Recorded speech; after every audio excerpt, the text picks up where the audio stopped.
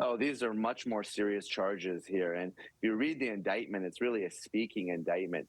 It talks about Hunter Biden's business dealings with China and the Ukraine, and the fact that he made all this money, perhaps some of it not legitimately, at least according to House Republicans, and that he wrote off business expenses that did not qualify. And we're talking about payments to strippers, payments to escorts. The indictment even talks about his drug problem. So this is something that is meant for public consumption. And really the question is, did Hunter Biden and his lawyers make a serious mistake by blowing up that sweetheart deal he had in Delaware?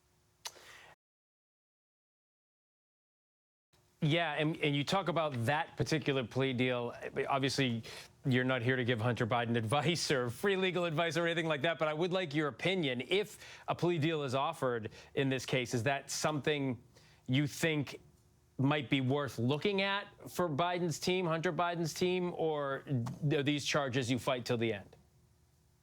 I think so. If you have a no-time plea deal, that's something that you have to consider, because really, this isn't a case that you can defend on the merits. Maybe you can hope for some sort of jury nullification, but I mean, there's no question, at least according to the indictment, that Hunter Biden didn't pay taxes, that he had the ability to do so, and that he was writing off all sorts of expenses that weren't really business expenses.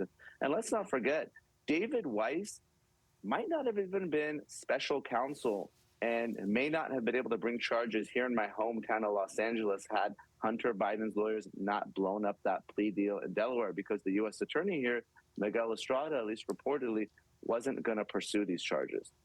Yeah, and this all not happening in a vacuum. Obviously, you talk about the salacious details here hanging out there in an election year when, of course, his father is the incumbent president. Neama Rahmani, thanks so much for your time. Appreciate it. Thanks for having me. Now let's